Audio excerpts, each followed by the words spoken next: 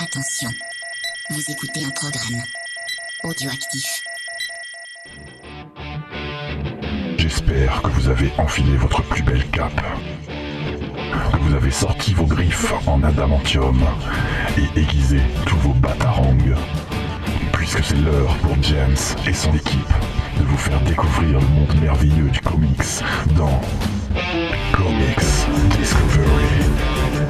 Salut à tous et bienvenue dans Comics Discovery, dans le 38e épisode de cette saison 3. Donc un épisode qui n'est pas filmé comme d'habitude, puisque les gens, oui, ça sert à rien de faire coucou, il n'y a pas de, pour une fois, donc puisque les gens de Sport & Chill qui sont juste derrière nous ont un plateau en extérieur, donc on leur a laissé le matériel, mais je suis quand même avec une équipe, on vous a préparé un programme assez chargé, très cool, avec une équipe très cool. On va dire qu'on va commencer à dire bonjour à Noémie. Salut Noémie. Salut. Salut Faye. Bonjour. Ça va ?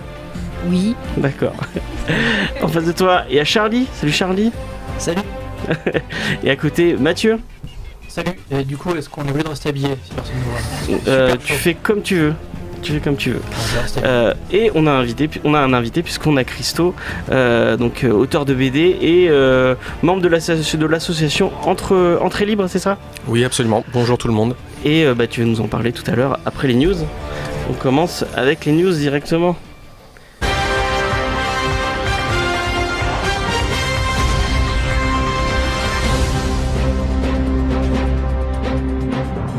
Alors j'annonce, j'ai deux petites news, les deux premières elles sont pas très heureuses, donc on va faire vite et on va en parler. Du coup, une petite pensée pour Pierre Attet qui nous a quitté la semaine dernière, ce comédien de théâtre mais aussi de doublage qui a marqué l'enfance de pas mal d'entre nous, puisqu'il a incarné beaucoup de personnages en VF, dans des séries, dans des films de la pop culture, et notamment Gomez dans Les Mystérieuses Cités d'Or, l'amiral Moti dans Star Wars épisode 4, voilà, il fallait que je le place.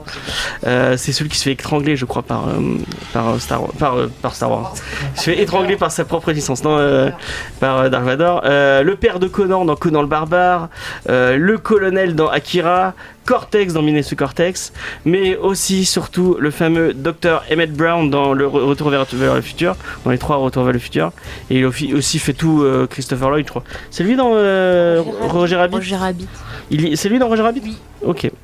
Et il a fait surtout le Joker dans beaucoup d'animations, dans la fameuse série d'animation de Bruce Timm et de Paul Dini. C'est lui qui faisait la voix du Joker, c'est lui qui a remplacé Mark Hamill en VF. Donc c'était un chouette comédien de doublage. Et voilà, on a une petite pensée pour lui et pour sa famille. Et voilà.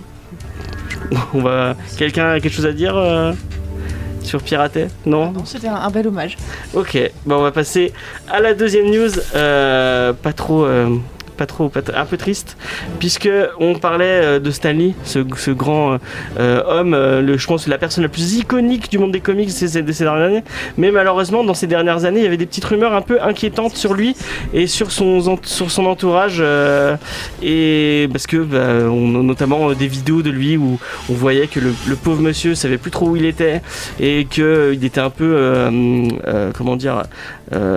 tiré dans des conventions par des gens qui étaient un peu malfaisants, peut-être pas avec des bonnes intentions, et son manager Kaye Morgan vient de se faire arrêter par la police de LA pour abus de confiance sur une personne âgée, puisqu'apparemment il l'avait éloigné consciemment de ses proches et il avait agi en son nom alors qu'il n'avait pas du tout le droit de le faire. Donc c'est un peu triste, mais d'un côté c'est un peu juste, et ça nous montrait qu'on avait peut-être raison de s'inquiéter de ce pauvre monsieur qui depuis la mort de sa femme il était un peu plus lui-même, mais voilà, je trouvais ça important d'en parler. Non, mais ils auraient pu le faire plus tôt, ça faisait des années, et même dans les derniers mois de sa vie encore, qu'il y avait beaucoup de gens qui se plaignaient de ce qu'ils voyaient lors des conventions justement, et pourquoi il n'y a pas eu d'enquête plus tôt, c'est ça en fait qui est dommage. Je pense notamment, il y a un an ou deux, ils ont sorti des comics où c'était signé avec son propre sang, quoi, mais pourquoi faire des trucs comme ça, c'est débile. Parce que ça se vend. Oui, ça se vend. Hélas. Mais ouais, c'est dommage. Donc ouais. Est-ce que quelqu'un a quelque chose à dire sur ça, par rendre hommage à Stanley qui était un grand monsieur? Non mais voilà, oui c'est vrai que c'est un... Bah non c'est vrai que c'est vraiment moche, après si justice est faite tant mieux, mais hélas ouais que c'est tellement... Le pauvre était tellement bankable à la fin que c'est le mauvais côté du business américain. Ouais. Bon, qu'il aille en tôle. Faut pas oublier que ça reste une industrie de l'entertainment, donc il y a forcément des mauvais côtés, des trucs un peu crades. C'est dommage. Du coup, on va passer à des trucs un peu plus joyeux. Si cet été vous avez envie de remplir votre bibliothèque sans vous vider les poches, je suis désolé, je vais faire de la pub pour une autre librairie. Enfin, c'est pas vraiment une librairie. C'est Carrefour qui lance une collection de comics à tout petit prix cet été. Il l'avait déjà fait l'année dernière. Et du coup, la marque là, elle propose de découvrir des récits marquants des années 2000 de Marvel pour moins de 3€. 2,99€. Vous allez retrouver. Allez-y, c'est une super affaire. Hein. Moi, je vais y aller. Non, mais franchement, c'est une super affaire parce qu'il y a des trucs super cool. Ouais, les récits Marvel des années 2000 ça vaut pas plus de toute façon donc il y a du Morrison ah chez merde, X-Men. ouais, j'achète. Il y a du Bendis des Avengers de chez Bendis. Il y a du Brubaker chez Captain America.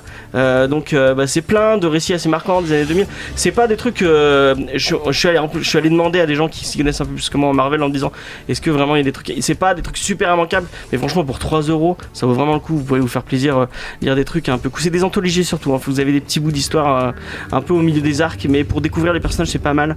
Et si en plus les années 2000, bon, c'était un peu je sais pas si c'était le moment fleurissant du comics, mais vous avez des trucs pas mal. Donc si vous allez à un Carrefour que vous savez pas quoi lire et que vous avez envie de remplir votre bibliothèque, et vous pouvez y aller. Tu as quelques titres voilà, le X-Men de Morrison, les Brubaker le Captain America de Brubaker, des trucs sympathiques. Les deux sont plutôt bien. Même les Avengers de Bendis, alors il a été décrié quand il est sorti parce que c'était soi-disant pas les Avengers. Moi je les avais lus, j'avais trouvé ça bien. Donc bon voilà, on troll un peu en disant que c'était pas forcément le Golden Age, mais c'est plutôt sympa le fait qu'ils puissent permettre peut-être à des bourses un peu plus fragiles d'acheter quand même des trucs. C'est du classique de ces années-là, donc c'est bien. Ouais. Ça permet peut-être d'ouvrir à certains lecteurs et de découvrir 2-3 trucs. Pas forcément mauvais. Puis après, vous pouvez aller à Easter Egg, 11 rue Sœur Noire, pour aller acheter des vrais BD. Ah non, pas des BD, puisqu'il n'y a pas de BD, mais des vrais livres, hein, avec des mots dedans. Tu te rattrapes. Ouais, j'essaie. En plus, ils ont des livres Star Wars, donc c'est un gage de qualité. Non mais je rigole, hein, on est pas sectaire, on est ouvert à tout le monde et tout le monde peut aller acheter partout. Où ils veulent. Mais surtout dans des librairies indépendantes, parce que quand même, Oui, ça c'est vrai. il faut donner notre argent à des gens qui payent leurs impôts, au moins en France. Du coup, on va passer à une autre. C'est une petite anecdote à la con. Je vous en ai parlé il y a quelques semaines. Il y a le Marvel 1000 qui arrive, donc c'est 80 pages de comics par une myriade d'artistes. Il y en a des milliers, je vais pas vous les reciter. Mais donc c'est le gros truc qui va arriver pour les 80 ans de Marvel. Ouais, c'est les 80 ans. Ouais. J'ai peur de dire des conneries. Mais du coup, comme il y a ce truc, forcément, on est du comics. Il y a des myriades de variantes cover, toutes différentes les unes des autres, avec plein d'artistes encore une fois. Et forcément, on a le droit à la fameuse cover par Pascal Garcin, donc l'artiste local de Montpellier qui fait ses découpages. Moi, je suis désolé, je sais pas, tu n'écoutes pas, mais si tu écoutes un jour, moi ça me fait mal au cœur de voir tu découpes des comics originaux. Il y a des milliers de gens qui pourraient les lire et tout. C'est vraiment trop dommage. Mais du coup, dans le lot de sa cover pour Marvel 1000, il y a un petit couple qui s'est glissé par inadvertance. Donc c'est deux messieurs qui se font un bisou. Non, c'est mignon, un couple homosexuel qui se fait un bisou, c'est mignon. Mais oui, un couple qui s'embrasse, c'est mignon. Mais le truc qui est un peu moins mignon, c'est que en fait, c'est pas des persos DC et Marvel, puisque c'est Alan Scott de la série et son compagnon de la série Earth 2, donc le Green Lantern de l'univers Earth 2, donc dessiné par Nicolas Scott, donc un personnage de DC. Qu'est-ce qu'il vient foutre dans la cover de Marvel 1000, on ne sait pas. Et du coup, il y a l'auteur de Nicolas Scott qui a dit c'est bien de mettre en avant ces personnages, mais j'espère que je recevrai un chèque parce qu'il n'a pas été payé pour je pense qu'il a Garcin a les droits pour Marvel, mais pas forcément pour d'autres trucs à côté. Et donc, il va devoir refaire sa cover. Il a dit qu'il avait pas fait attention et qu'il est allé chercher sur internet. D'habitude, il coupe des trucs directement mais là, il avait imprimé une image sans trop regarder et apparemment. Voilà ce qui arrive fait du coup, tromper. quand il n'utilise pas des découpages Ouais. originaux. Voilà. Google Images, ça aide. Tu tapes comics Marvel et tu tombes sur des trucs pas forcément du Marvel. Du coup, chez DC Comics, il y a un mec qui est payé à regarder toutes les covers de tout ce qui sort. Là c'est l'artiste vraiment qui l'a dit sur Twitter. Mais je pense que parce qu'en fait il y avait tout un truc comme quoi il y avait un couple gay dans la truc, donc c'était un peu revenu en avant. Mais ouais, il y a peut-être un mec qui est payé chez les juristes de chez Marvel. Tu rigoles, mais il y a une blague dans les Simpsons où par exemple à chaque fois t'avais un avocat de Disney qui arrivait en disant ah oui vous avez dit ça, vous avez enfreint le truc et tout. Ça se trouve t'as la même chose chez Marvel quoi. Ouais, je suis sûr qu'ils sont D'ici capables. aussi. Hein, ils sont pour se faire un peu de fric, ils sont. C'est un avocat en plus pour Bah les deux, ouais. donc c'est pratique. Donc voilà, j'ai fait un peu le tour de mes news. Est-ce que vous avez quelque chose à dire sur Garcin? D'ailleurs, ça fait 15 fois que je lui dis de venir dans l'émission. À chaque fois, il me dit oui, bon, viens dans l'émission, viens. Ce serait cool qu'on puisse discuter ensemble. Voilà. Ouais. Toi qui le connais un peu, Il est Mathieu. sympa. Voilà. Voilà. Non, la dernière fois que je l'ai vu, on avait parlé, il voulait faire un truc Ghost Rider. J'ai dit pareil que toi, j'ai pas dit couper du Ghost Rider quand même, c'est vachement beau quoi. Il m'a dit, je crois qu'il m'a dit, je m'en fous. Alors, non, c'est pas artistique. Bon, c'est artistique alors on dit rien. Mais c'était, enfin, je sais pas s'il l'a fait pour le coup, il y a un petit moment que j'ai pas croisé, mais c'est l'un de ses prochains Je crois projets. qu'il l'a fait, ouais. Ouais, il me semble que c'était dans les cartons.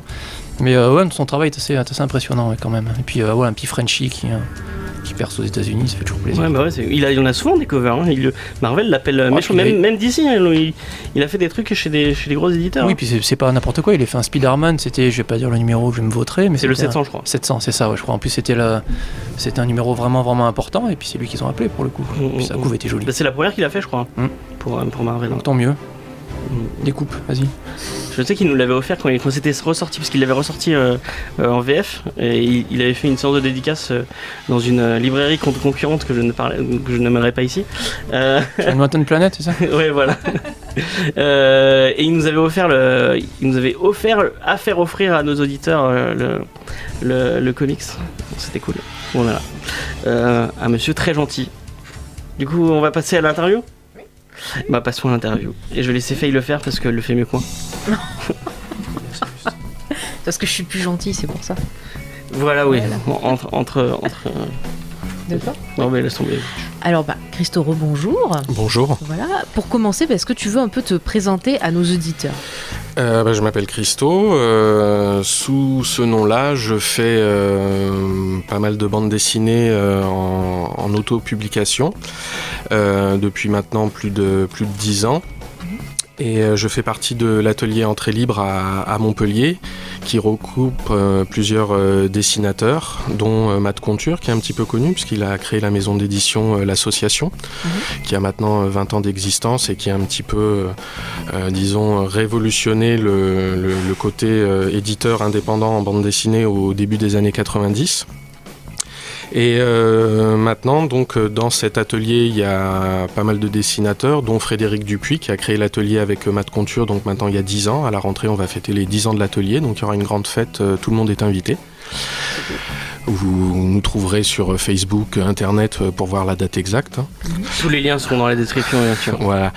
Et maintenant, en plus, récemment, en plus des dessinateurs et dessinatrices, il y a aussi la maison d'édition indépendante Six Pieds Sous Terre, qui est un petit peu connue là récemment pour avoir publié l'ouvrage de Fab Caro, la BD Zai Zai Zai Zai, qui a été un gros succès de librairie l'année dernière. Donc voilà, moi personnellement, j'ai commencé dans la BD surtout dans les journaux. Au début, j'ai travaillé avec un quotidien à Nice pendant plusieurs années, où j'ai eu la chance de faire du dessin de presse et j'avais un strip aussi qui s'appelait La Vie sur Terre. Donc ça, c'était une expérience qui pour moi était vraiment super intéressante, qui m'a permis de mettre en place un petit peu mon langage BD. Et puis après, mon amour de la science-fiction et des comics ont fait que très vite, j'ai eu envie de créer mes propres séries, dont Les Sentinelles de l'Imaginaire, qui est celle que j'ai créée il y a 10 ans avec mon copain Yann Jouvert, qui est romancier, écrivain aussi, et avec qui on avait fait pas mal de groupes de rock. Et voilà, donc petit à petit, je crée un univers comme ça, qui s'appelle donc autour des Sentinelles de l'Imaginaire, qui s'appelle La Grande Toile, qui est vraiment un univers de science-fiction étendu sur 3000 ans d'histoire. Et à côté de ça, j'ai aussi une autre série, là, Hunter et Associés, qui est une espèce de thriller psychédélique avec un personnage principal qui est transgenre. Et l'autre BD sur laquelle je travaille, c'est Le Pamphlétaire, qui est là, pour le coup, est une espèce de mini-revue que je fais en collaboration avec les autres dessinateurs de l'atelier. Je chapeaute un peu le tout, mais parfois je donne une planche à ancrer à un dessinateur. Des fois, on fait le scénario ensemble.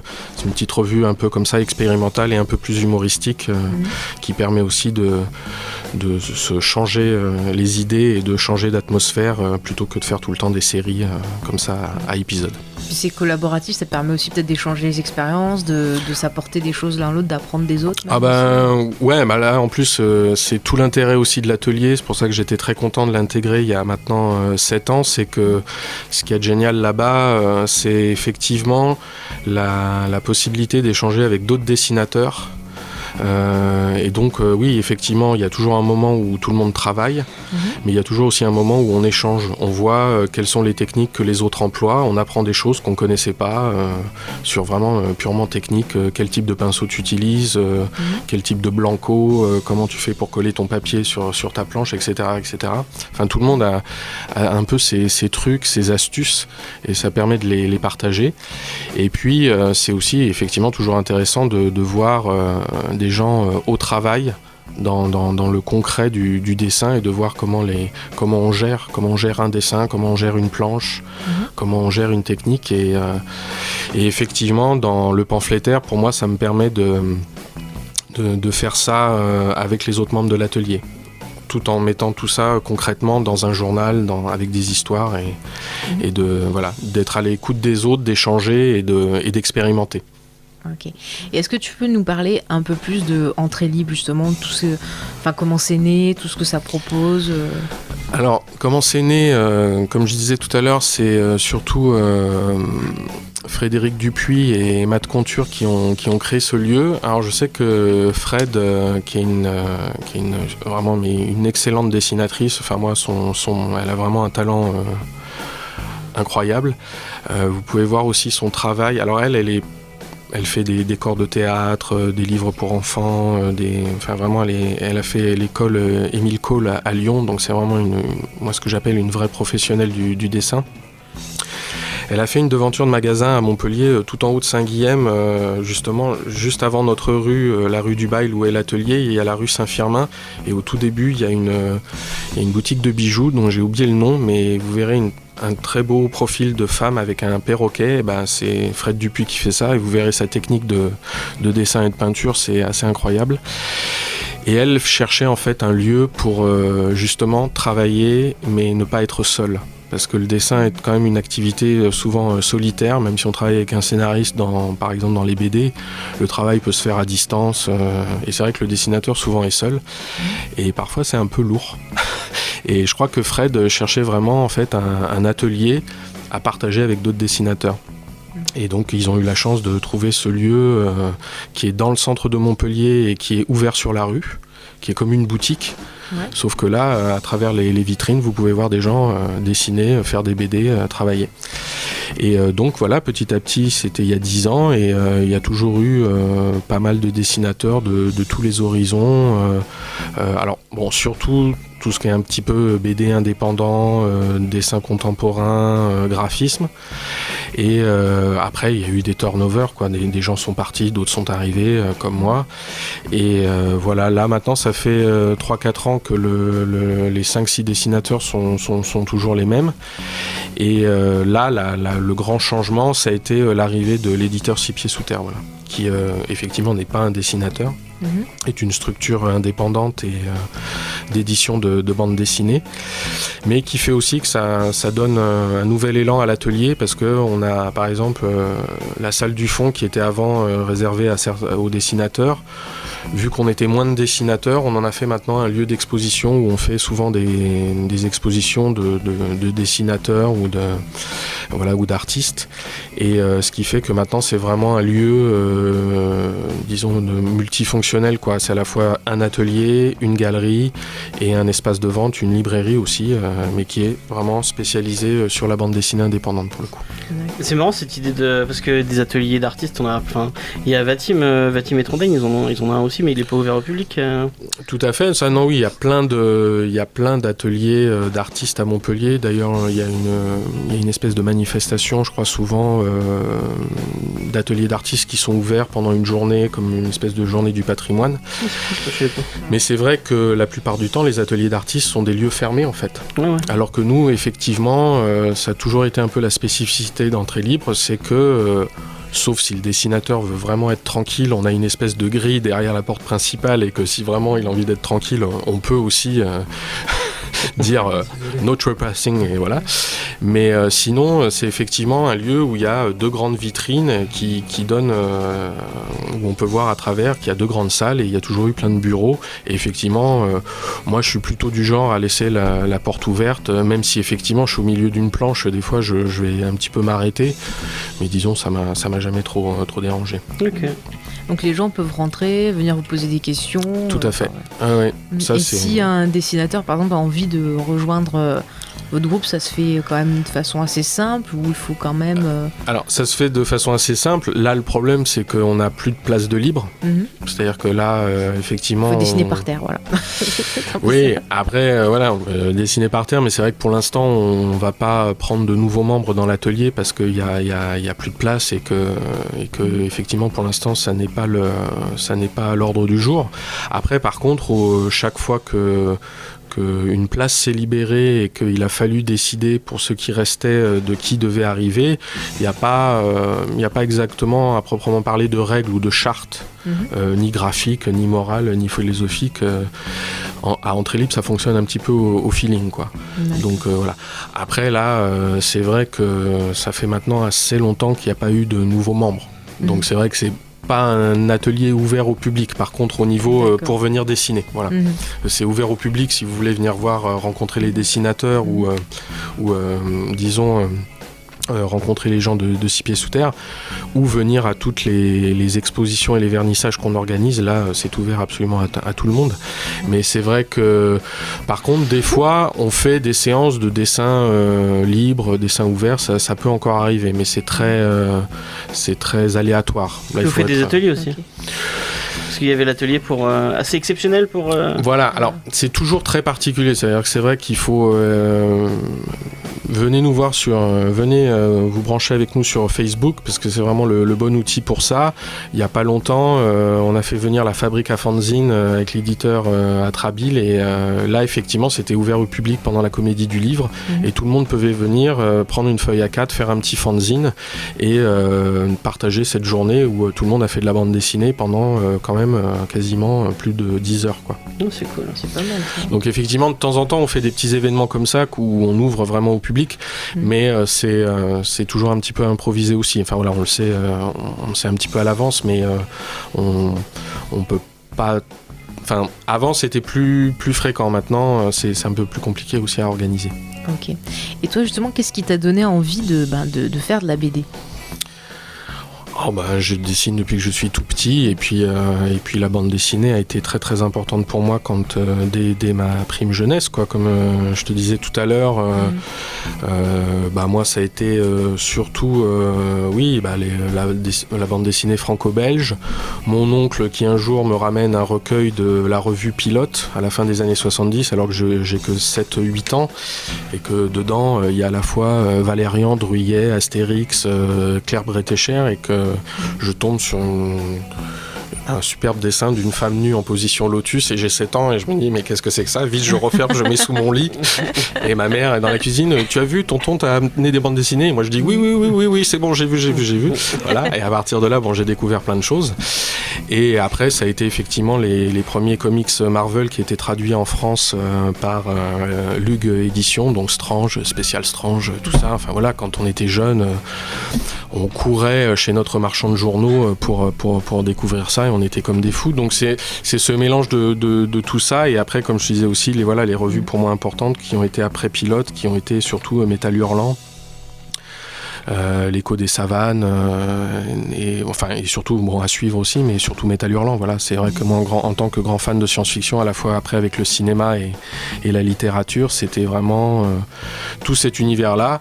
Et puis quand on aime quelque chose, j'aimais le rock et j'aimais la bande dessinée, j'ai fait du rock et j'ai fait de la BD. Ah ouais, Quand on aime, on compte pas, on fait ce qu'on aime et on Voilà. est content. À un moment, il faut faire ce qu'on aime, et comme je pense qu'on a de la chance de vivre dans des pays où on peut parfois à peu près faire ce qu'on veut, il faut en profiter, quoi. Et quand je vois justement... Quand je vois voilà, les sentinelles de l'imaginaire, je trouve que la couverture fait très film rétro et très culture américaine. Et du coup, je voulais savoir, est-ce que le comics t'a beaucoup inspiré pour ce titre-là ou plus peut-être le cinéma Même là, le format, c'est très Ouais, comique. le format Alors, aussi est très connu. Voilà, oui, sur les premiers Sentinelles, les 4 premiers numéros, on était vraiment en plus sur un format comics, donc vraiment de toute façon, oui, c'était un gros clin d'œil aux comics américains. Après, dans le contenu, je pense que si vous le lisez, ça vous fera, enfin, je pense, les sources sont plus variées. Oui, cinéma, autant, enfin, moi, mon film préféré, c'est 2001, l'Odyssée de l'espace de Stanley Kubrick. Très bon choix. Moi, mon père m'a emmené voir ça au cinéma, mais dans une vraie salle de cinéma, j'avais 9 ans. Donc c'est la après mon claque. tonton qui m'a fait voir Pilote à 7 ans, j'ai eu la chance que mon père m'emmène voir 2001. Alors je vous rassure, je n'ai rien compris, mais ça m'a fasciné. Mais vraiment, ça m'a littéralement scotché. J'étais complètement pris par le film, et en sortant de là, j'ai dit à mon père, je veux faire ça plus tard. Je savais pas ce que je voulais dire par là, mais je savais que je voulais retrouver ces sensations-là. Donc après, au moment où j'ai vraiment décidé de sauter le pas et de revenir effectivement vers la bande dessinée, parce que pendant des années, j'ai fait une école de prépa aux Beaux-Arts, mais en fait, après, j'ai enchaîné la fac de cinéma ici à Montpellier. Mais c'est vrai que après j'ai fait beaucoup de musique pendant 10 ans, et je faisais juste les dessins des pochettes d'albums. Et je dessinais comme ça toujours, j'ai toujours dessiné tous les jours, mais je n'avais pas d'application concrète, quoi. Et au bout d'un moment, j'ai dit bon, j'ai vraiment envie de refaire de la BD, en fait, ça me bouffe. Ouais, Il faut c'était un besoin c'était vital. vraiment effectivement un besoin, et il y a eu cet appel de ce quotidien qui m'a permis de travailler avec une rédaction, et donc de me mettre vraiment au travail concret alors qui n'était pas du tout ma branche, parce que le dessin politique, je pensais pas commencer par ça, et c'était très compliqué, mais ça a été une super école. J'ai été un peu plus à l'aise dans le strip, parce que là je retrouvais les codes de la BD.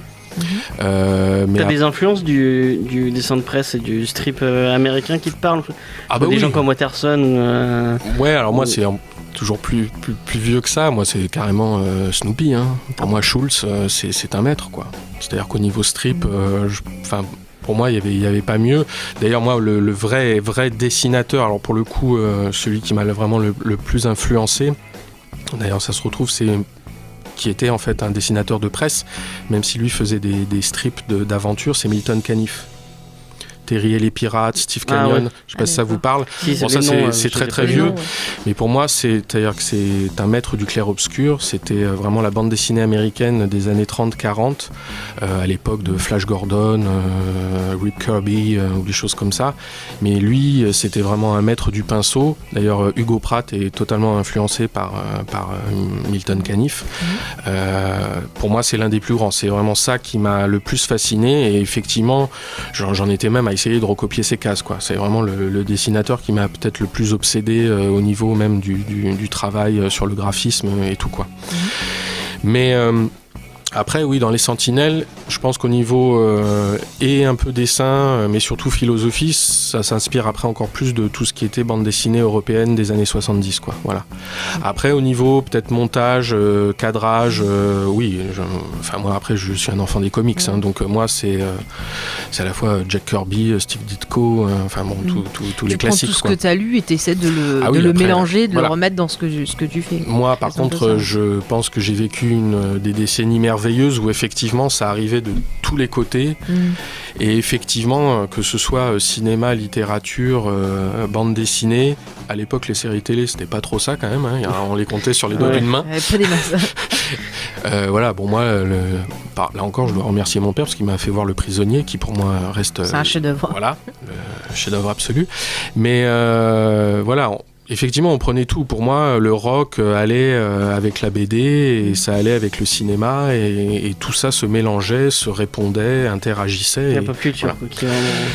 Oui, alors, comme je disais à Faye tout à l'heure, pop culture, mais bon, moi aussi, après, j'aime la culture classique aussi, sans vouloir être pédant, parce que justement j'ai toujours essayé de trouver des ponts entre pop culture et culture. C'est-à-dire pour moi, Proust c'est aussi important, même si j'ai mis 30 ans à l'apprécier, à le découvrir, mais j'ai toujours aimé la Divine Comédie de Dante, j'aime écouter Bach, Philip Glass, moi en musique, John Coltrane, c'est l'un de mes artistes les plus importants.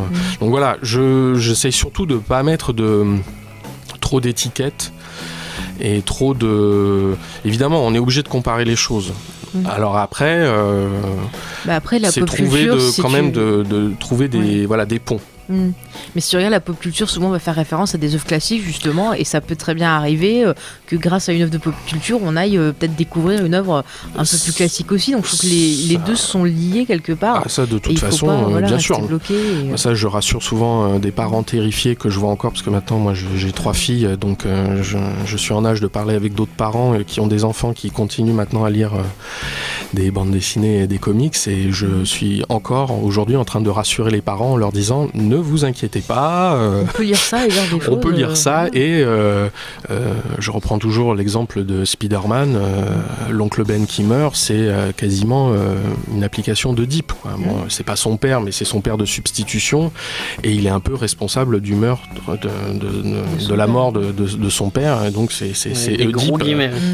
Oui, mais c'est ça. De toute façon, ce qui moi me touche énormément dans les comics, comme tu disais, c'est que faut quand même pas oublier que la grande majorité des choses dont on parle sont quand même une bande de juifs américains qui sont dans des immeubles à New York et qui eux ont uniquement la culture classique en tête et qu'ils essayent juste de réinterpréter les mythologies de l'ancien temps mais appliquées à leur monde d'aujourd'hui, et leur seul outil qu'ils avaient à disposition c'était du papier mal imprimé, du pulp comics, du papier de mauvaise qualité, et que ces types-là essayaient d'écrire des histoires dans lesquelles ils réinvestissaient à la fois toute leur culture, et puis par exemple aussi avec la montée du nazisme pour ces juifs new-yorkais, c'était ce sentiment aussi que en Europe se peut passer des choses très très graves, et qu'eux ils avaient aussi besoin de dealer avec ça, quoi. Et que donc oui, c'est ça qui effectivement moi après m'a toujours touché dans toutes les cultures populaires, c'est quand de toute façon ça côtoie à la fois le trivial et après le grandiose qui peut être la culture classique, mais que effectivement ça la réinterprète, donc ça la met au niveau de tout le monde. Et ça, c'est intéressant aussi. Ouais. Juste pour finir, parce que je regardais par rapport au temps, si tu devais retenir un comics qui t'a vraiment marqué, lequel tu garderais ?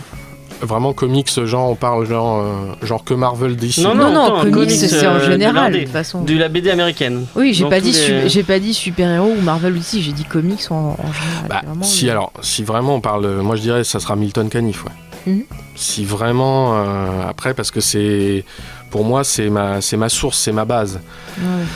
Après si on est plus dans ce qui est quand même comme les super-héros ont été très importants pour moi, je dois dire que pour moi vraiment là justement pour moi le comics qui à l'époque quand j'étais jeune me touchait le plus, où je crois même que j'ai pleuré une fois et que je courais chez le marchand de journaux parce qu'il fallait absolument que je sache la suite, et que c'était le run de John Byrne et Chris Claremont sur les X-Men. Ah bah ça. Voilà. Alors pour moi ça c'est une espèce de Ah non, mais pareil quoi. De quintessence, voilà, tout. Enfin, à l'époque de découvrir ça dans Special Strange. En plus, Special Strange, c'était tous les trimestres, donc il fallait attendre 3 mois. Quelle patience. Donc c'était un truc de malade. Donc, mais ils ressortent en ce moment. Je pense qu'on peut spoiler en disant que la mort de Phoenix, enfin voilà, quand c'est arrivé ça, c'est des trucs. Enfin moi j'étais complètement mais. Ah mais en plus c'était ma préférée, tu vois. Voilà. Donc, En général, à l'époque, enfin, je sais pas si c'était pareil pour toi, tu savais pas quand ça allait sortir. Il fallait te pointer à ta boutique tous les jours. Ah, mais c'était ça. Faire un ascenseur émotionnel de terrain en disant. Voilà. C'est genre les harcelés, vous l'avez quand vous l'avez quand. Ah oui, puis alors moi j'étais très timide, donc je n'osais pas parler même à la dame de la librairie et tout. Mais c'est-à-dire qu'effectivement c'était ça, c'est-à-dire qu'on savait qu'effectivement, donc c'était le dernier numéro c'était mars, donc après c'était avril, mai, juin, donc dès le 1er juin on se pointait dans la librairie. Et en fait, si tu veux, c'était visuellement, c'est-à-dire que tu savais que c'était dans la librairie, c'était dans ce rack-là. En général en bas dans un coin. Voilà. Et donc ton regard Et t'es là, et tu regardais, et tu attendais que ça te pète à l'œil, que ça y est, il y avait la nouvelle couverture, et là, c'était, comme il disait, une espèce d'ascenseur émotionnel, mais de malade, quoi. C'était un truc de fou, quoi. Et donc, voilà. Moi, franchement, si je dois être totalement sincère, c'est que, étant au niveau graphisme, c'est pour ça qu'il y a ce côté classique chez John Byrne, mais ancré par Terry Austin. Bon, les scénarios de Chris Claremont il fait parler beaucoup les personnages, quoi. Ça, je crois que à la relecture ou à la revoyure, il y a un peu ça. C'est-à-dire que des fois, les mecs, ils avaient pas encore compris que quand même des fois des planches sans dialogue et tout, la bande dessinée, c'est aussi, voilà, ça manque un peu. Après, des types comme Frank Miller, quand ils sont arrivés et tout, ont un peu secoué tout ça et ça a fait du bien. Le Dark Age. Mais c'est vrai que voilà. Si je devais en retenir un, après, ça serait. Alors, tu parlais de Watchmen. Sinon, Watchmen, bien sûr. Il y a des scénaristes, parce que tu cites beaucoup de dessinateurs. Est-ce qu'il y a des scénaristes qui vraiment sont. C'est sûr que Alan Moore, là, par contre, pour moi, c'est une figure totalement incontournable. Je suis très loin d'avoir tout lu. Mais bon, là, c'est quand même clairement et nettement un univers à lui tout seul. Donc, enfin, moi, j'apprécie énormément les gens comme ça qui ont cette capacité vraiment. En plus, lui a quand même redéfini pas mal de choses quand même. C'est son travail au niveau, enfin, sur la bande dessinée et sur le médium comics en plus, c'est quand même assez.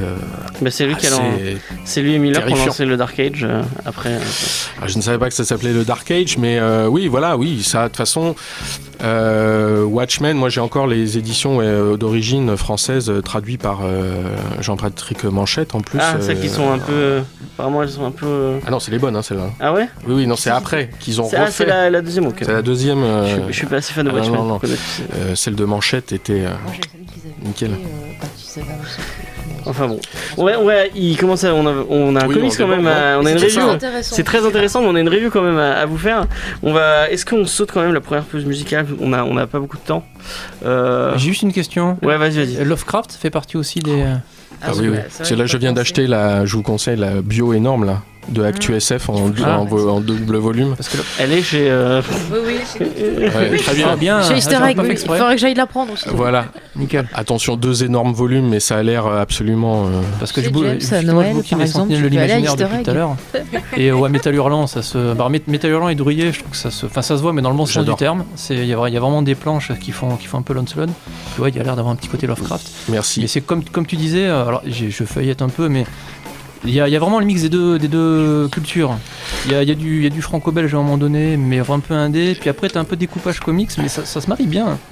J'essaye, oui, c'est peut-être un peu bâtard, mais c'est effectivement totalement ma volonté et j'essaye de l'approfondir. Là, on va faire l'épisode 6 des Sentinelles. Pour les 10 ans, vont sortir l'épisode 2 de Hunter. Mais effectivement, t'as raison. Moi, Lovecraft, ça, c'est clair que c'est pareil, je pourrais en parler pendant des heures. Providence de Moore, t'avais lu ? Non, celui-là, pas encore, non. Non. Mais voilà, je pense que. Mais ça, c'est. Là, déjà pour Lovecraft, je te dis, avec cette méga biographie de fou qui vient de sortir. Un moment là. Ouais, là. Bon, on va sauter la pause musicale, on va passer direct à la review parce qu'on va manquer de temps, sinon 1 heure c'est tellement court. Du coup, on va vous parler de Mr. Miracle de Tom King et j'ai oublié de noter qui était au dessin. Mitch Gerhardt. Voilà, c'est Mathieu qui nous fait la review. C'est marqué là, regarde. Vas-y. Oui, alors Mr. Miracle, oui, c'est un titre d'essai comics qui est sorti en 2017. Qui est une série qui s'est terminée en 12 numéros, donc c'est une maxi-série avec une fin. Effectivement, on pourra peut-être en reparler un peu de la fin, rapidement. Donc, c'est la vraie fin du truc, il n'y aura pas de suite ? Il y a une suite ailleurs, a priori. Ah, d'accord. Oui, moi, je veux la suite, moi. Ouais, visiblement, oui. Puis après, le scénariste a enchaîné avec Heroes in Crisis, je crois, aux États-Unis. Enfin, il y a une suite quelque part. Et donc pour le coup, Tom King, oui, c'est un petit nouveau scénariste qui est apparu un peu ces dernières années, mais qui fait partie de cette bonne génération, que moi je trouve en tout cas. Il a la particularité d'être un ancien de la CIA qui a notamment bossé sur le contre-terrorisme en Irak. Et en revenant... Il a fait une BD autobiographique sur ça qui s'appelle Sheriff of Babylon en 2015 avec déjà Mitch Gerhardt au dessin. Et ensuite, il a enchaîné avec Batman. DC lui a confié Batman. Alors, son run va se terminer. Il a fait Vision avant, non? Il a fait Vision chez Marvel, qui était aussi. C'est avant Batman, ça? Je n'ai pas commencé Batman un poil avant, peut-être pas. Ouais. Je sais pas, peut-être. Ça, c'est les deux étaient. La Vision, on peut en reparler, alors, parce qu'on en a parlé à l'émission. On l'a fait dans l'émission. C'est un petit peu. On va retrouver 2-3 similitudes, cette espèce de style comics un peu indépendant dans le genre. Et donc, Batman, il va peut-être terminer son run au bout de 80 numéros. Ouais, il va arrêter son run dans pas longtemps. Et on lui a demandé d'arrêter son run, d'après ce que j'ai compris. Ah ouais? Il va quand même finir, donc il aura une centaine de numéros sur Batman, ce qui fait quand même 5-6 ans, peut-être plus. Mais il lance une autre série à côté, je crois. Batman et Catwoman. Ouais. Voilà. Donc bon, c'est quand même assez honorable d'avoir tenu autant sur Batman. Et il a reçu l'Eisner Award l'année dernière, donc l'Oscar des bandes dessinées. Son run est très très bien, ce qui paraît. Moi je l'ai pas lu encore. J'ai lu une partie, alors ça commence à être décrié sur la fin, parce que de toute façon tout ce qui se fait, qui est bien, est décrié par des gens sur la toile qui n'ont pas d'amis. Les lecteurs de comics sont tous des cons. Mais moi de ce que j'ai lu, oui, c'est plutôt honnête, en tout cas, vraiment, pour le coup. Et donc Mitch Gerads au dessin, alors lui il a 2-3 faits d'armes, Sheriff of Babylon, encore une fois. Sorti chez Urban aussi, vous pouvez y aller, c'est très cool. Hein. Oui, j'ai très bons échos aussi. Ouais. Il a fait du Punisher chez Marvel, ce qui était un petit peu mainstream, mais que j'avais lu, qui était vraiment, vraiment honnête. Et donc Mr. Miracle. Alors de quoi ça parle? Donc le personnage qui se fait appeler Scott Free par ailleurs, c'est un dieu, donc c'est totalement relié au quatrième monde. C'est un néo-dieu, attention. C'est un néo-dieu, oui. Donc le quatrième monde qui a été créé par Jack Kirby, qui a créé pour le coup 2 panthéons d'une belle galerie de personnages qui se foutent quand même sur la figure pendant quasiment tout le temps en fait, quoi. D'un côté il y a la planète Apocalypse avec le fameux Darkseid, qui pour faire très court est le Thanos chez DC Comics, on va dire. Enfin très court. Très court, un gros méchant cosmique. De l'autre côté vous avez New Genesis avec le Haut-Père, et donc Mr. Miracle qui est le fils du Haut-Père, mais qui a été élevé dans la fournaise infernale d'Apocalypse, qui a fini par s'en échapper, qui arrive sur Terre, qui commence une nouvelle vie comme évasionniste, comment on dit, magicien, illusionniste. Ouais, spécialiste de l'évasion. Ouais. Dans un cirque. Un peu genre Houdini, quoi. Voilà, oui, il se spécialise là-dedans. Et au début du comics, il fait quand même une belle dépression parce qu'il s'ouvre les veines. Et malgré lui, son ancienne vie de néo-dieu, dans cette espèce de guerre perpétuelle entre Apocalypse et New Genesis, va le rattraper. Il va devoir rejouer un rôle qu'il n'a pas forcément envie. Alors ça a l'air un peu compliqué comme ça, mais j'ai trouvé que le récap en début de comics était plutôt habile.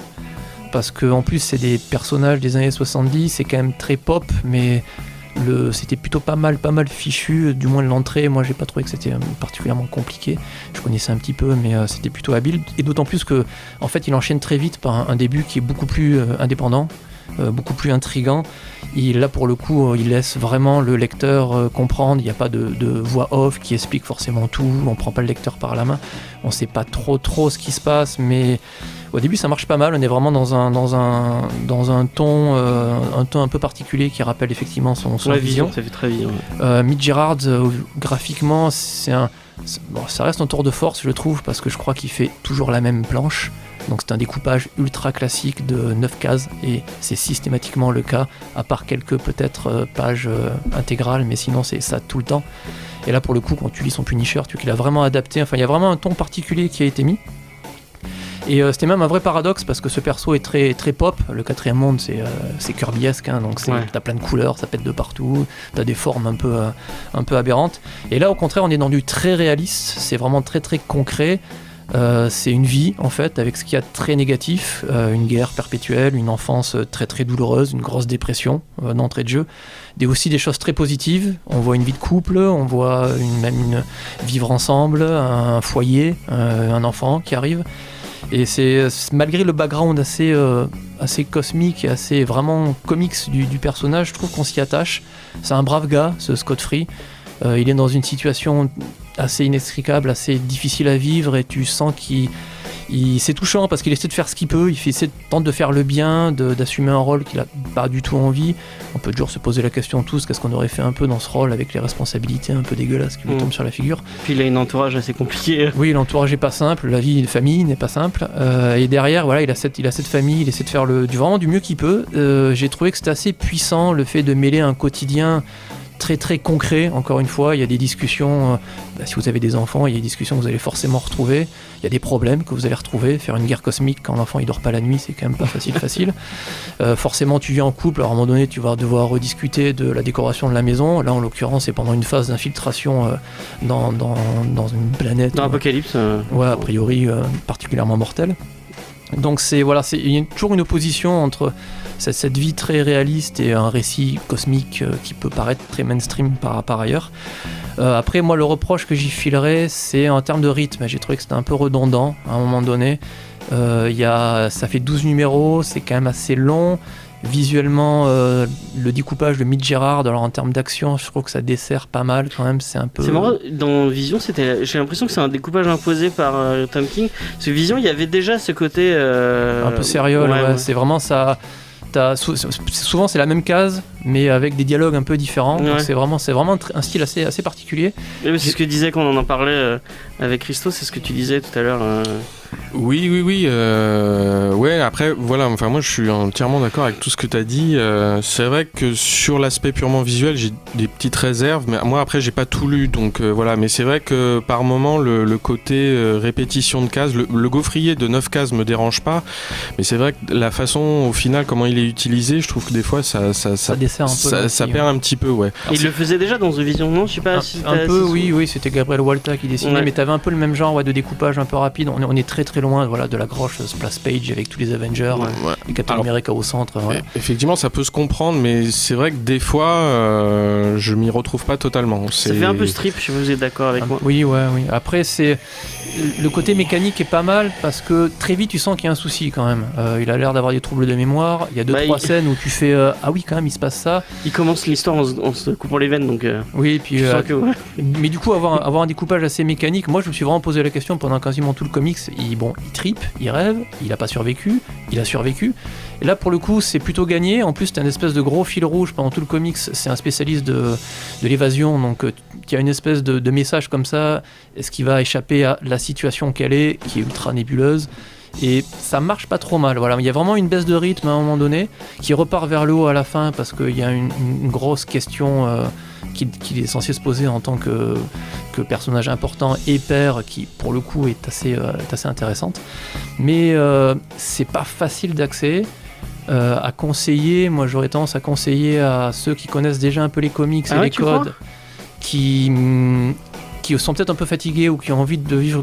C'est quand même une certaine expérience, j'ai trouvé. Donc soit tu connais vraiment un peu les codes et tu as envie d'essayer quelque chose de différent, soit peut-être au contraire, tu connais pas du tout les comics, l'image que tu en as c'est le Marvel Universe au cinéma et tu as l'impression que c'est un peu naze, et là pour le coup, il faut quand même avoir une curiosité d'y aller. Ça reste comics parce que tu as tout le background qui est comics et tu as quand même 2-3 thématiques très comics. Et puis il y a des liens avec le reste de l'univers d'ici, moi. Ouais, qui sont plutôt malines. Les t-shirts. Ouais, les t-shirts, la galerie t-shirts est rigolote. Ouais, il y a pas mal de clins d'œil, c'est quand même bien écrit, mais voilà, moi j'aurais tendance vraiment à le conseiller à quelqu'un qui a envie déjà de faire quelque chose, de découvrir quelque chose. Je regrette pas, c'est peut-être quelque chose que je relirai dans quelques temps parce que je pense que j'ai pas forcément tout vu, parce qu'il y a vraiment pas mal de détails, mais c'est intéressant. Je regrette peut-être un tout petit peu cette baisse de rythme, mais c'est intéressant. Charlie, t'en as pensé quoi, toi? Alors, donc déjà au niveau du dessin, moi je suis pas... j'ai quand même adoré certaines planches qui sont, je trouvais très originales, où en fait il se sert de ces cases pour montrer l'action mais de façon différente. Par exemple, à un moment les héros ils sont enfermés dans une pièce où le plafond est en train de leur tomber dessus. Ouais, elle est pas mal, et chaque case est de plus en plus petite, et j'ai trouvé ça génial parce qu'on comprend bien le truc où quand ils se battent en fait les 9 cases, en fait le dessin déborde sur les 9 cases pour représenter le village des ennemis, et eux ils vont passer de case en case pour se battre. En fait c'est le même dessin mais ils apparaissent plusieurs fois finalement, et j'ai trouvé ça vachement sympa. Ça apporte un côté comique finalement qui est pas forcément le premier truc qu'on s'attendrait à voir dans ce type de comics. Et moi ça m'a fait rire en fait, et je trouve que ça joue beaucoup sur la façon dont les choses sont présentées, ou le décalage même entre la scène d'infiltration et le dialogue sur la décoration de la maison. Enfin, c'est vraiment. Il y a beaucoup de décalage entre le quotidien de ce qu'ils vivent et leur réalité de super-héros, de néo-dieu. Et je trouve que le dessin aide beaucoup ça en fait. Alors après, c'est un travail de lien entre l'histoire et le dessin. Enfin, ça fonctionne bien ensemble en fait. C'est bien foutu. Après, au niveau du scénario même, en fait, moi j'ai beaucoup aimé, mais il y a des trucs qui En fait, le problème, c'est je sais pas trop, on va pas trop en dire de l'histoire, mais il y a des moments, on sait pas trop ce qui est vrai ou pas, s'il imagine des choses, et il y a même moi, il y a des trucs que j'ai pas forcément bien compris, et je sais pas si j'aurai des réponses. Il y a un personnage en particulier, je sais pas s'il est vrai ou s'il est dans la tête du héros, mais au début, je me suis dit, il l'imagine, et puis après, au bout d'un moment, je me dis, mais les autres aussi le voient, donc ça se trouve, c'est un vrai mec, mais qu'est-ce qu'il fout là, on m'a pas expliqué. Donc, des fois, j'ai des petits trucs comme ça, mais au final, ça. Je trouve que ça aide à se mettre dans l'état d'esprit du héros en fait. Donc des fois c'est un peu presque une souffrance de se dire putain j'en prends plein la gueule, je comprends pas ce que je suis en train de lire, mais je me dis oui mais en fait ils l'ont fait exprès pour que je ressente bien ce que ressent le héros, et du coup ça marche super bien. Et voilà, après juste moi sur la fin, je sais pas si ce que je l'ai dit tout à l'heure, si je peux le dire. Non, spoil pas. Je sais pas, c'est pas du spoil en fait. C'est sur une fin, ouais, tu peux le dire. C'est une fin assez ouverte, donc on n'aura pas forcément 100% des réponses qu'on aimerait avoir. Moi j'avoue que j'aime bien avoir des réponses. J'aime pas trop qu'on me laisse sur ma fin. Et là, donc tu n'aimes pas Blade Runner ouais, c'est-à-dire que Blade Runner, à la limite, je peux moi-même décider du truc. Là, c'est un peu plus ambigu, vu que j'ai pas forcément compris tout à 100%, j'arrive pas à prendre une décision sur la fin, et du coup, ça m'embête. Mais peut-être qu'en le relisant, voilà. Je veux dire, peut-être qu'en le relisant, tu vas voir des choses que t'as pas vu la première lecture, et t'auras les réponses. Et le fait que ce soit des personnages que tu vas le quatrième monde, tout ça, c'est pas des trucs que t'as lu, non? Non, pas du tout. Je connaissais pas du tout l'univers. Et du coup, est-ce que l'univers a quand même été accessible pour toi? Big Barda, tout ça, c'était des trucs qui t'ont, au fil t'ont parlé ou? Oui, parce qu'au final, ils viennent pas de, comment dire, on comprend directement comment ils fonctionnent, et le petit récap il est bien au début effectivement, et on comprend bien qui ils sont, on comprend un peu leur motivation, même le grand méchant Darkseid, j'en ai vaguement entendu parler, je crois qu'il se bat contre Superman et Batman à plusieurs occasions. C'est le grand méchant du livre. Mais après je le connaissais pas plus que ça, et au final il est quand même bien présenté, donc j'ai pas eu de soucis pour rentrer dans l'univers, et puis surtout le parallèle monde, on va dire la Terre et ces deux planètes en guerre, c'est assez rigolo de passer de l'une à l'autre comme ça, donc ça pour moi ça fonctionne très très bien. Ouais. Ok, Noémie, t'en as pensé quoi toi? Et ben encore une fois, c'était une très bonne surprise, merci beaucoup. Disons que j'ai été au début justement, comme tu disais, je pense que pour vraiment des néophytes en comics, ce que je suis complètement, c'est un peu difficile d'accès au début. J'étais un peu paumée, j'ai régulièrement interrompu ma lecture pour dire à Charlie je comprends pas, et bon, il m'a même un peu laissé dans la merde, mais c'était bien justement parce que finalement on a quand même quelques réponses au fur et à mesure, et puis sinon juste des fois on se dit bon c'est pas grave, j'ai pas compris, mais bon je comprendrai plus tard. Mais c'était vraiment bien déjà au niveau du dessin. J'ai trouvé ça justement super intéressant parce qu'il y a un côté à la fois très pop, un peu dans ce que j'imaginais d'assez classique dans les comics, et en même temps des fois il y a des espèces de petites bavures, des trucs un peu crades, et j'ai trouvé ça vachement intéressant dans la mise en scène aussi. Et après je vais répéter un peu ce que vous avez dit tous, mais bon, j'ai beaucoup aimé le décalage en fait justement entre cette vie quotidienne et cette vie de super-héros, ce qui leur arrive, c'est quand même très très sombre, et heureusement finalement qu'il y a tout ce petit quotidien qui amène un peu une certaine légèreté, un peu ça permet de temporiser un peu ce qui se passe, parce qu'il y a des trucs quand même super hard. Il a pas une vie très positive. Voilà, le pauvre, donc c'est bien la relation justement avec Big Barda que j'ai trouvé vachement intéressante, elle est d'ailleurs assez attachante je trouve.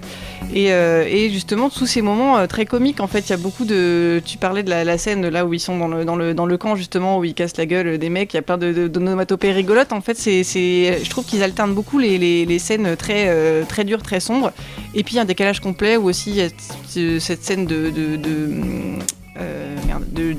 il est jugé en fait. Et donc c'est alterné avec des scènes où les mecs prennent des crudités, et on sait pas trop qu'est-ce qui se passe, je sais pas, mais finalement il y a Darkseid qui mange des carottes. Voilà, et puis t'as 3-4 cases où tu vois le mec qui prend sa carotte et qui la trempe dans la sauce, et pourtant il est en train de se passer un truc hyper sérieux, et voilà, j'ai trouvé ça vachement rafraîchissant ce décalage entre les deux, donc pour moi c'était encore une très bonne lecture. Alors j'avoue n'avoir lu que les 6 premiers numéros, mais ça m'a donné vraiment envie de lire la suite, et c'était une super bonne découverte. Ok, Faye, est-ce que t'as... Je suis assez d'accord avec tout ce qui a été dit. Moi par contre ce que je retiens c'est vraiment au niveau de l'histoire. Je trouve que le titre parle vraiment bien de dépression. C'est-à-dire qu'on a un personnage qui quelque part est au début perdu, c'est-à-dire il sait pas qui il est, il doit gérer son passé mais il sait pas comment le gérer, et sans faire pas une force, mais se dire voilà c'est arrivé, c'est comme ça, il faut que je m'en serve pour continuer à avancer. Il a beaucoup de choses à gérer, ça devient trop dur, et je trouve que le comics fait ressortir tous ces sentiments-là. Et puis on parle justement du décalage de la vie, que des fois, bah voilà, c'est compliqué. Des fois, on a des petits moments où on a des petits bonheurs comme ça, puis après, hop, on va avoir des rechutes. Enfin, je trouve que c'est vraiment, je trouve que c'est vraiment bien géré. Et puis le côté où justement, on sait pas ce qui est vrai, ce qui est pas vrai. Là, encore une fois, ça me rappelle, la dépression. C'est vrai que des fois, on est tellement enfermé dans son prisme de dépression qu'on voit des choses qui sont pas en fait la réalité parce qu'on va les voir de façon déformée. C'est ça. Et puis même des fois, quand t'es dépressif, tu vas avoir tendance à t'enfermer un peu dans ta tête, dans ton esprit, pour essayer de penser à autre chose et t'idéaliser des situations. Et finalement, tu vas t'apercevoir que ce que tu idéalises dans ta tête, tu le retrouves pas dans la réalité. Donc, de nouveau, ça va pas. Et je trouve que le titre, pour moi, je ressentais vraiment le côté dépressif du personnage. Je sais pas si Mathieu va être d'accord avec moi, mais j'ai l'impression que c'est une thématique vachement centrale chez King, ce côté de la dépression et oui, c'est peut-être plus le syndrome post-traumatique. Et puis Vision, c'était un peu ça, c'est-à-dire qu'il est dans une situation difficile, mais il a envie de faire quelque chose, il a envie de se sortir de cette situation, et c'est de plus en plus difficile, il maîtrise pas tout, c'est un peu son Batman aussi, de ce que j'ai lu, est pas forcément très gai non plus. Puis Heroes in Crisis, c'est des héros qui vont dans un centre pour aller mieux, parce que tout ce qui leur arrive, c'est vraiment trop violent et vraiment trop... Mais tu vois, je trouve que c'est quand même assez rafraîchissant, parce que ça change des autres titres qu'on va lire sur les super-héros, et là de voir que c'est des humains un peu comme nous, et des fois leur tâche elle est trop dure à supporter et ils craquent, et c'est normal quelque part, ça les rend plus humains en fait. Paradoxalement, ça fait les débuts de Stan Lee, ou avec des héros à problème, quoi, avec Moon Knight qui est à moitié fou, avec Spider-Man qui a des soucis à l'école et ce genre de choses, donc finalement c'est une boucle continuelle. Ouais. On va finir avec Christo qui a un peu le mot de fin Est-ce que tu as apprécié malgré... Oui, non, moi aussi, là, je suis assez d'accord avec tout ce qui a été dit. Moi, c'est vrai, juste au niveau graphisme, j'ai eu un petit peu plus de mal. Les côtés tâches, ça passait moins, mais en même temps, j'ai pas eu le vrai comics dans les mains, donc sur l'écran d'ordinateur, ça faisait encore plus raccord, donc j'avoue que, voilà, moi, il y a juste ça au niveau purement graphique, je m'y suis pas totalement retrouvé. Le côté, pour moi, il me manquait un petit peu de dessin, et la gestion des plans. Autant sur toutes les planches que vous avez mentionnées, je suis entièrement d'accord et c'était vraiment super. Autant c'est vrai qu'après il y a un effet un peu redondant quand même. Il y a un peu trop de plans frontales en permanence. Donc, mais en même temps c'est vrai que s'il commence à changer, à varier les plans et tout, est-ce que ça change pas tout ? Enfin, c'est effectivement, et est-ce que ça ne rompt pas tout ce qu'il veut installer dans ce que tu as dit et qui est totalement juste ? Voilà, c'est le problème. C'est moi là juste ce petit souci que j'ai eu à ce niveau-là, mais... Tu vas continuer les comics malgré tout Ah oui, bien sûr. Une lecture que l'on recommande tous, quoi. Ok. Et on va... Dernier truc qu'on n'a pas dit, non, ça sort le 31 mai chez Urban en VF. Oui, ça sort vendredi. Et rappelons quand même pour les auditeurs, donc c'est Tom King et au dessin Mitch Gerhardt. Voilà. Donc chez Urban Comics, comme tout ici. Vous pouvez retrouver Christo et tout son travail chez Entrée Libre. Est-ce que tu as l'adresse que tu peux donner pour les gens sur regarder travailler de rue du Bail. Voilà. Et sinon, il y a la page Facebook. Il y a la page Facebook, Twitter, tout ça. Site. Tout ça sera dans la description sur le site web pour le podcast. Vous pouvez nous retrouver pareil sur les réseaux sociaux. Vous tapez Comics Discovery ou alors James Fay, et le site internet jamesfay.fr. Merci beaucoup. Et le site internet de l'émission comicsdiscovery.fr. Vous retrouvez les chroniques de Mathieu qui nous fait des critiques de BD. Mais alors par contre, quand t'en fais, dis-le moi à moi, parce qu'il me met 50 ans à me le dire. Oui, je me suis pas encore énervé, mais ça va pas tarder. Ouais, non mais tu peux. Hein. Et comme d'habitude, on va continuer à faire de la pub pour Easter Egg parce que c'est tellement cool et c'est tellement bien. La semaine prochaine, on vous parle de Swamp Thing. J'ai pas encore décidé lequel. Je pense qu'on va partir sur Scott Snyder parce que Yannick Paquette, c'est tellement beau. Puisqu'il y a la série. Alan Moore, mec. Ouais, moi j'allais dire aussi Alan Moore aussi. Mais Alan Moore, je sais pas si c'est difficile, si c'est chopable en facilement. En VO. Moi j'ai en VO. Oui, mais moi je vais en Première apparition de John Constantine. Donc on verra ce qu'on fait. De toute façon, t'es pas là, donc. Je peux me débrouiller. Attention. Ah aussi, faut qu'il vienne. Attends, faut qu'il faire un effort. Et en plus, il y a la série télé qui arrive. Que je regarderai. Donc voilà, On s'en verra, fout. on verra ce qu'on fait. Il m'a Mais, demandé d'en parler. mais oui, t'en on va parleras. changer d'avis. Et bah tease un peu, Faye va vous parler de la Faye série va vous télé. parler, oh mon dieu, les gens sont à fond. Donc, bah voilà, la semaine prochaine, on finit avec le premier Smashing Pumpkins 1979. Et merci beaucoup à Lily à la technique d'avoir aidé. Il n'y a pas de caméra. Et non, il n'y a pas de caméra. Il y a pas de caméra. Allez, à la semaine prochaine, Ciao. bye. Salut. Ciao.